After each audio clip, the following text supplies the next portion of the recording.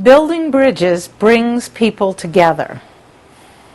And I was videoing the Obama rally on Eagle and Market Street in Asheville, North Carolina. It was a rally for Obama to register voters. And as I was there filming some of the entertainment, a young man corralled through the crowd of people in his SUV. And a woman who happened to be filming it, a black woman, jumped into my car and said, "Go, go, go." And I said, where?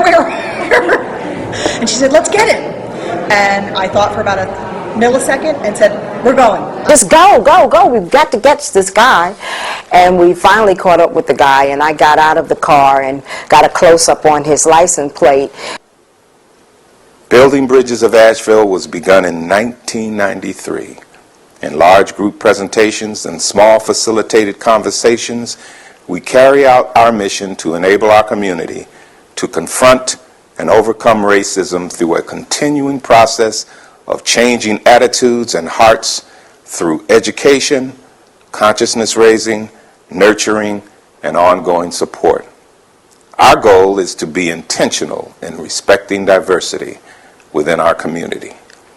We bring together a diverse group of people to learn about one another through dialogue. By raising the issues of racism in conversation, barriers are broken and new understandings emerge.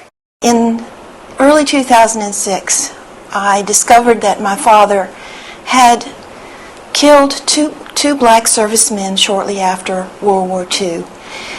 And he was charged and went before an all-white grand jury and was not indicted. So I actually have had someone to loan me their white privilege once when I was trying to buy a car.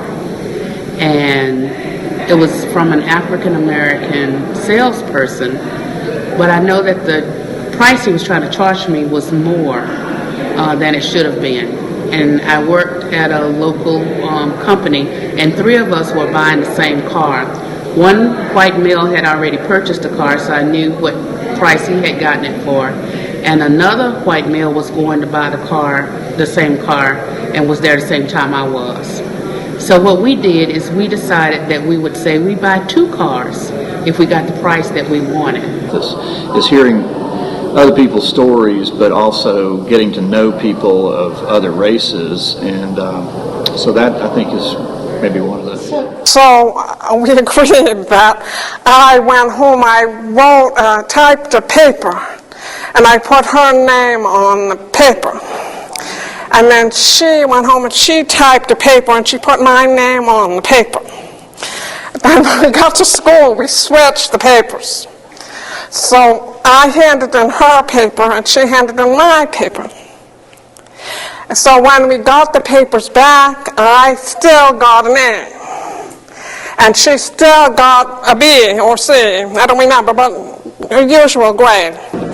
Well, first off, Building Bridges is an amazing program. It has really helped me open up and find out more about racism and realize that it's not just African Americans or people of color who have problems with it. Caucasian people do too. And it's so awesome to see all different types of people coming together, talking about it. And because I'm so young, I feel like now it's my turn. Victor, a black man, tells David, a white man, that there can be no dialogue on racism, quote, unless you're willing to be changed by my experience as much as I'm changed every day by yours. I want to bring education about racism to schools, and I want that to be a big part of my life. I want my students to know that we live in one country, and that we have the same rights, no matter what color we are. And that if somebody infringes on those rights, if somebody takes away your safety, and if it's because you're black, or if it's because he's drunk, or if it's for any reason, we need to stand up and say no. If you're interested in coming to one of our sessions, please go to our website, www.buildingbridges-asheville.org. to check on upcoming dates. For more information, call 828-777-4585.